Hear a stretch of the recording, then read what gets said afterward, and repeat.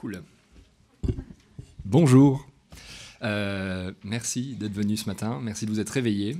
Donc, je suis Axel Descamps, je suis ancien chef de clinique à Lille et aujourd'hui, je vais vous présenter un travail. Mes pronoms, c'est il. Je vais vous présenter un travail sur les attentes des personnes transgenres envers leur médecin généraliste en France. On a un peu changé l'ordre des présentations pour que ça fasse un peu plus de sens. Alors, je vais présenter mes liens d'intérêt d'abord. J'ai fait un DU accompagnement soins et santé des personnes transgenres. Je suis adhérent à l'association Transsanté France. Je suis un médecin généraliste qui accompagne des personnes transgenres. Je connais des personnes transgenres dans ma vie privée, mais j'ai pas de lien d'intérêt, notamment financier, avec l'industrie pharmaceutique. J'aimerais aussi signaler que je remercie Gabriel de m'avoir fait ma tresse juste avant d'arriver et que je suis daltonien, donc désolé pour les couleurs. J'ai essayé de faire un truc un peu rainbow, mais je crois que je me suis trompé. Alors, un peu le contexte. Pardon. Mince. Oups. Je galère avec le mode présentateur, désolé un instant. Hop, voilà. Ouais, donc la demande de soins actuellement, vous le savez peut-être, elle est croissante concernant la santé trans parce que il y a eu de plus en plus de facteurs d'ouverture, notamment sociétaux, qui ont permis l'accession à la demande de soins. Du fait des besoins croissants, la place de la médecine générale, elle prend d'autant plus d'importance. Il y a une enquête canadienne qui avait montré que 44%, alors c'était au Canada, hein, mais déclaraient un besoin de santé non satisfait parmi les personnes trans dans l'année qui s'était passée. Donc ça souligne, on peut imaginer que cette étude était transposable au contexte français, et ça souligne donc le besoin de soins supplémentaires. La WPATH, c'est la World Professional Association for Transgender Health. Yeah. C'est en gros la société savante qui s'occupe de donner des recommandations pour la santé des personnes trans. Elle recommande que la plupart des soins soient faits dans le cadre des soins primaires. Et on sait aussi, et notamment en France, que des médecins généralistes sont en général volontaires et considèrent que c'est leur rôle de soigner les personnes trans. Nous, on a une approche centrée personne, je vais l'apprendre à personne, on ne va pas détailler, définir ce que c'est, mais la WPATH, en fait, elle dit voilà quels sont les besoins des personnes trans en général. Elle a édicté une liste de besoins, mais elle n'a pas parlé des attentes. Et il y a une sorte de dissociation entre ce qu'une personne attend et ce qu'elle aurait besoin pour sa santé. Et c'est un peu là où je voulais explorer la chose. Et donc, on sait quels peuvent être les besoins de santé, les dépistages, la santé sexuelle, etc. On va en parler. Mais moi, je voulais savoir, est-ce que ça collait avec les attentes des personnes trans quand elles allaient voir un médecin généraliste. Donc l'objectif principal, c'était de corriger les attentes des personnes transgenres envers leur médecin généraliste via la réalisation d'un état des lieux de la recherche française. Et objectif secondaire aussi, voir un peu où en était la recherche française à ce sujet-là pour pouvoir éventuellement faire de la recherche un peu plus selon les lacunes qu'on pouvait identifier par la suite. Pour la méthode, j'ai fait une revue de littérature quasi systématique. Je pourrais détailler si vous avez des questions par la suite en quoi elle n'était pas systématique, mais le principal truc, c'est que j'étais tout seul parce que c'était un mémoire et du coup, je l'ai fait tout seul. Il y a eu 6 bases de données qui ont été explorées et 2 revues non indexées. Les critères d'inclusion, c'est que les études étaient en langue française ou anglaise, mais en tout cas étaient dans le contexte de soins français parce que je voulais m'intéresser spécifiquement à la médecine générale française, dans le contexte de soins premiers, avec une fin d'inclusion en fin juillet 2023. Les critères d'exclusion, c'était que les articles étaient indisponibles, pas en français, ou alors que c'était de la littérature secondaire ou tertiaire, donc par exemple des méta-analyses, des articles d'opinion, des articles de presse, des revues de littérature elles-mêmes. Tout ça, c'était exclu. Je voulais que des données princeps. La qualité des études, je les ai évaluées selon qu'elles étaient qualitatives avec le SRQR ou quantitatives, observationnelles en l'occurrence, avec les critères STROB. Et en gros, j'ai extrait les attentes dans un tableau et j'en ai fait une synthèse que je vais vous présenter. Donc d'abord, vite fait, le flowchart concernant les résultats. En gros, il y a eu 191 articles qui ont été inclus, 178 analysés sur titre, 80 sur résumé, et c'est plutôt ici qu'on va s'intéresser. Hop. 37 sur texte entier. Il y en a pas mal qui ont été exclus en fait sur texte entier. Je m'attendais vraiment pas à ce qu'il y en ait aussi peu qui soient inclus parce qu'en fait il y avait plein de trucs qui étaient plutôt hors sujet où la méthode n'était pas explicite. En fait c'était plutôt des revues narratives ou bien l'avis de la personne qui racontait un peu sa vie comme on a l'habitude de le faire en médecine. Du coup des données vraiment fiables. Il n'y avait que 13 articles qui ont été inclus pour l'analyse finale. Concernant les caractéristiques des études, un truc assez intéressant, c'est que la majorité des études étaient qualitatives. Ça, on pouvait s'y attendre en médecine générale. En fait, la recherche, elle est plutôt qualitative du fait des thèses notamment, et ça c'était souligné par le fait que toutes les études incluses en fait étaient issues de la littérature grise parce qu'il n'y avait que 2 études qui étaient publiées.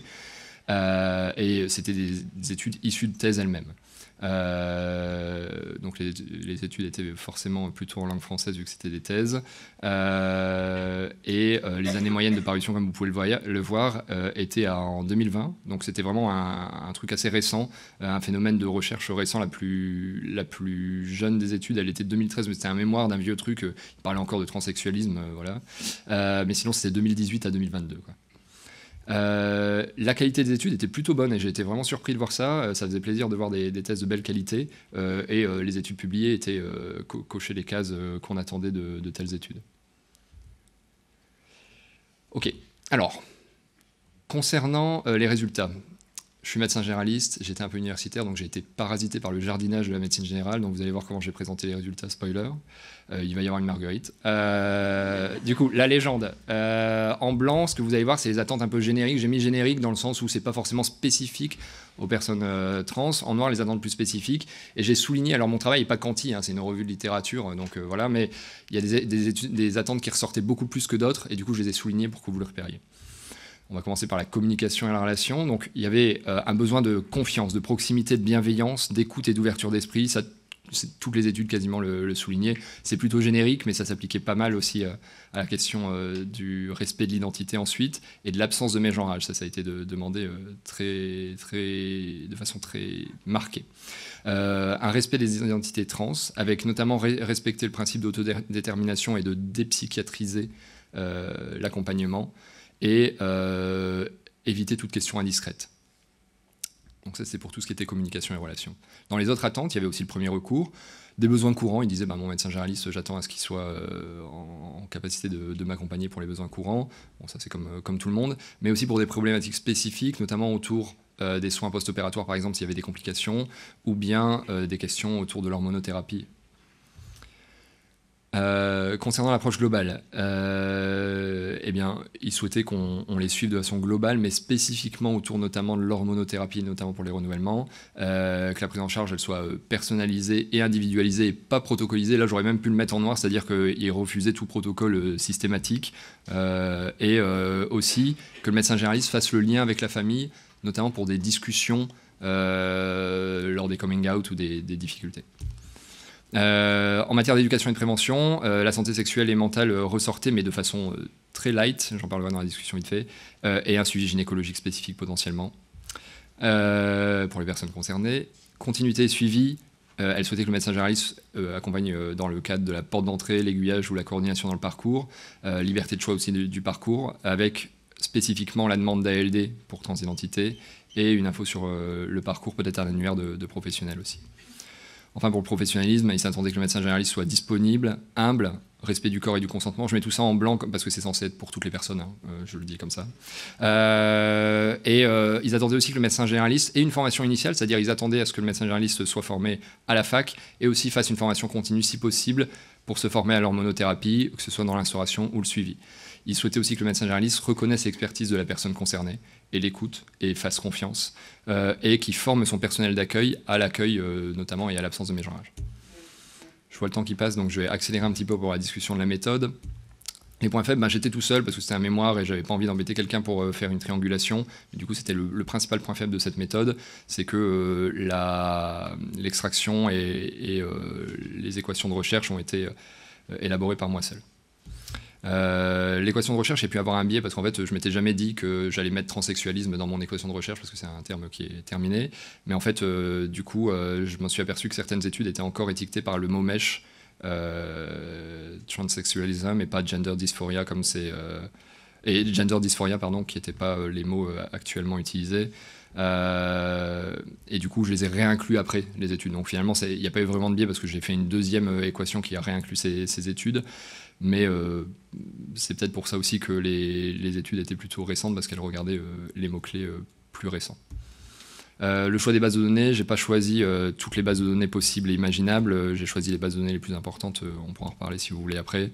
Mais notamment en matière de littérature grise, je me suis intéressé que aux thèses, parce que les bases de littérature grise comme opengray.eu sont internationales, et comme je m'intéressais au contexte de soins français, je me suis dit qu'il n'y aurait pas forcément de données à trouver là-dessus, et c'est difficile de chercher sur ces bases de données-là. ouais, j'ai pas pris de livres, j'ai pas pris de documents de synthèse, j'ai pas pris de revues narratives. Ça peut être considéré comme un point faible. Moi, au contraire, c'était quelque chose que je souhaitais. Je voulais vraiment avoir des données issues de la clinique, du terrain, et pas de personnes qui parlent en me disant je pense que les personnes trans veulent ça. J'ai utilisé les scores SRQR et STROB pour évaluer la qualité des données, mais il est possible que la qualité des données elle soit évaluée par d'autres échelles.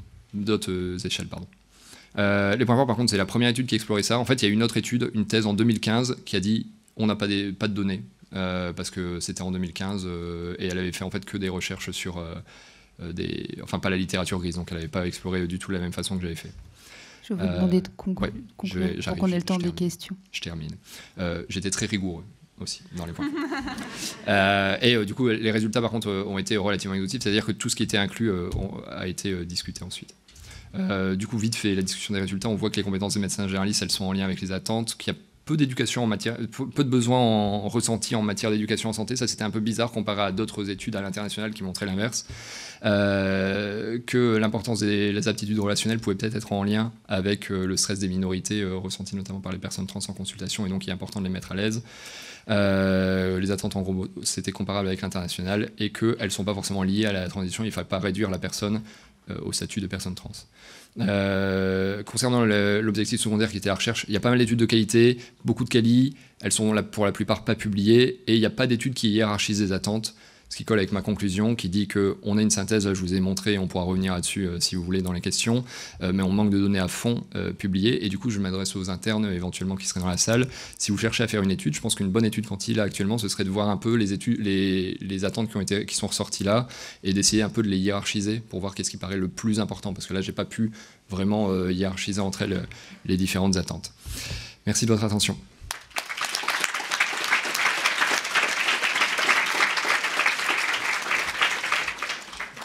Merci pour votre présentation. Donc, il y a beaucoup de choses à dire. Je pense qu'il y a également beaucoup de questions dans la salle. On se laisse un temps de questions jusqu'à 9h22. Normalement, les micros vont circuler, ou sinon, je vois qu'il y en a un.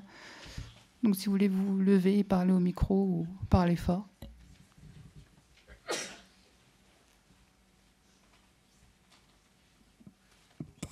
Il y a le micro.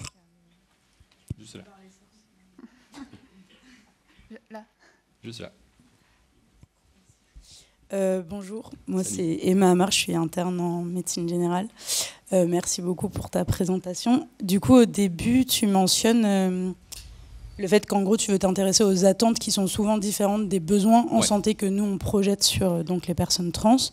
Est-ce que du coup, à la fin, au vu de tes données, tu as fait cette comparaison? Enfin, tu as opposé du coup, les attentes qui sont ressorties aux besoins que nous, on projette? Carrément. C'est une très bonne question. Merci beaucoup de l'avoir posée. Je ne l'ai pas précisé ici parce que ça faisait plus partie de la discussion en réalité, de comparer en fait les attentes des personnes trans vis-à-vis des besoins qui sont cités par la WPATH par exemple. Et en fait, on s'aperçoit qu'il n'y a rien à voir. La WPATH, elle dit il est important de faire les dépistages de cancer.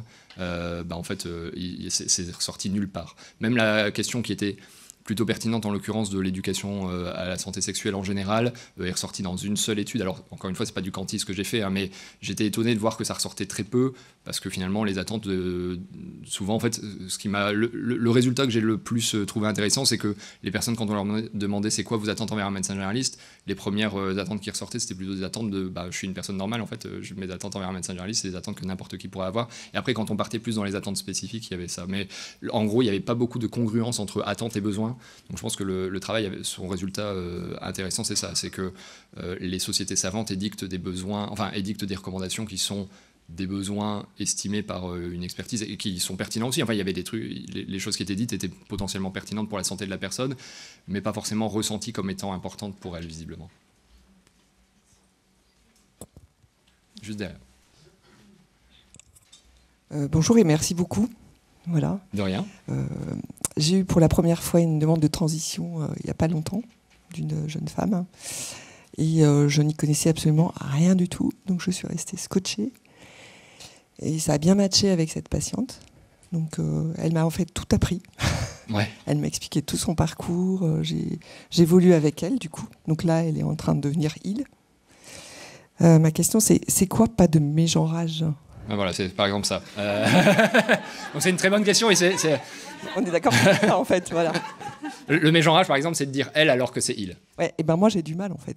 Ok. Moi je suis hyper mal à l'aise parce que en ce moment j'ai ni une femme ni un homme en face de moi.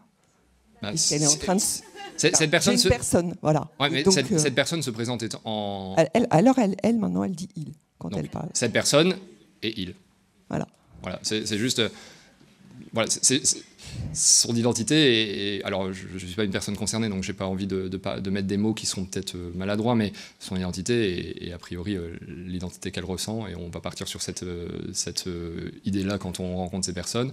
Et c'est pour ça que ça peut être difficile pour la personne, surtout si vous la connaissiez peut-être avant, vous disiez de vous adapter, vous, à des nouveaux pronoms. C'est ça. Mais c'est de la même façon que c'est difficile pour vous de changer vos prescriptions quand il y a une nouvelle recommandation. Enfin, vous le faites parce que c'est votre métier.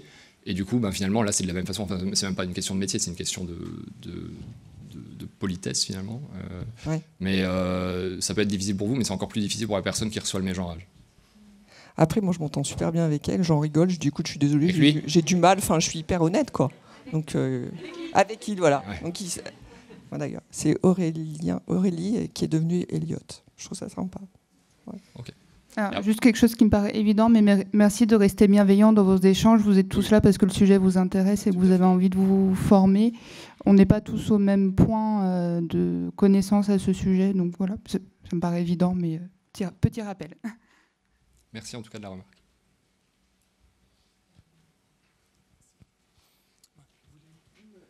Oui, c'était pas forcément une question. Benoît Dinet, à DMG de Besançon, on avait un séminaire de santé sexuelle à Besançon qui était exactement ce que vous disiez, que sur des questions biomédicales, on va dire.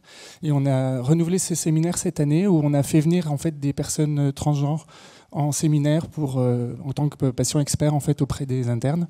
C'est extrêmement bien passé. Les internes étaient très surpris et très contents en fait d'avoir ce genre de formation.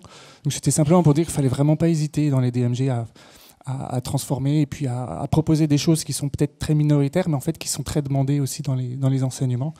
Et le fait d'avoir ces patients qui viennent à la fac pour exposer leurs problématiques, en fait, ça répond tout de suite aux questions comme celle qui vient d'être posée d'ailleurs, qui sont des questions normales en fait, et qui sont super intéressantes. Et voilà, on regrette pas et voilà, j'incite vraiment les collègues à faire pareil. Ok, c'est fort intéressant. Et juste une remarque à ce sujet-là. Ce qui est toujours délicat et ce qui me fait peur, moi, quand j'étais universitaire, quand on réfléchissait aux patients experts, c'est notamment d'amener une personne qui peut être vécue comme cobaye ou comme bête de foire qu'on va exposer. Et raconte-nous un peu, c'est quoi être trans. Juste pour préciser, en fait, ce séminaire, c'était pas forcément prévu au départ qu'il y ait des gens qui viennent, et c'est les personnes qui sont engagées dans cette thématique qui ont proposé aux personnes de leur entourage qu'ils connaissaient et qui ont tout de suite souhaité venir. Voilà, après, bien sûr, il faut que ce soit sur la base du volontariat. Et pour enchaîner avec bête de foire, c'est-à-dire nos connaissances sur la vie sexuelle d'une femme devenue homme, par exemple, mes connaissances sont à peu près nulles. Et je pense qu'il, après, est un homme impuissant, mais j'en sais rien. Et il faut ne pas être trop intrusif dans les questions. Oui. Et dans ma pratique, j'ai quand même expérimenté que est-ce que vous avez encore des choses à me dire? Ça suffit largement pas pour que les gens vous parlent. Donc, comment faire? Ok, si je comprends votre question, c'est comment est-ce qu'on fait pour explorer quelque chose en ayant peur d'être indiscret, c'est ça? Voilà. Ok. Alors, ça, c'est une question qui n'est pas forcément propre à la santé transidentitaire. Enfin, c'est des questions de communication, de comment est-ce qu'on amène des sujets. Je pense que la spécificité, c'est de savoir ce qu'on peut aller chercher comme information pertinente. Parce que si on ne sait pas ce qu'on va chercher, forcément, on ne sait pas ce qu'on peut trouver potentiellement et ce qui pourrait être problématique pour la personne concernée. C'est là où je pense qu'une formation complémentaire, si vous êtes intéressé, peut être pertinente. Parce que là, vous posez des questions qui sont en fait finalement des questions, même pas de médecins, mais des questions que toute personne dans la société... Enfin, moi, quand je discute avec des personnes et que je leur dis que j'accompagne des personnes trans, ils me disent ils me posent des questions comme vous, et puis c'est des questions un peu, parfois, on a honte de les poser, mais on veut savoir, et il y a parfois un peu de la curiosité aussi. Voilà, ces questions-là, mieux vaut qu'elles aient été posées à des personnes qui soient pas vos patients ou patientes à la base pour savoir quelles seront les possibilités, enfin, que ce soit dans le cadre d'une formation ou dans le cadre de personnes qui peuvent vous transmettre quelques connaissances à ce sujet-là, pour que vous sachiez, si jamais l'occasion se présente, quoi aller chercher comme information et quelles problématiques spécifiques peuvent survenir. Là, vous parliez de... Parce que genre et sexualité, là, je voulais juste aussi préciser, genre et sexualité sont des choses très différentes. Hein, et du coup, parce que monsieur disait, c'est dans le séminaire de santé sexuelle, mais après, c'est pas de la santé sexuelle à proprement parler, l'accompagnement des personnes trans. Mais effectivement, la question de la sexualité des personnes trans, c'est quelque chose qui est parfois mal connu par les soignants ou la société en général et peut amener de la souffrance. Et du coup, savoir quelles sont les problématiques spécifiques aidera à prendre en charge, ça c'est sûr. Une toute dernière question, s'il vous plaît. Dernière question, allez-y. Bonjour, Jean-Baptiste de Gabory, DMG de Bordeaux. Je voulais savoir si vous aviez si vous aviez retrouvé des éléments sur le parcours de soins et notamment sur ce qui pourrait être un différentiel ville-campagne.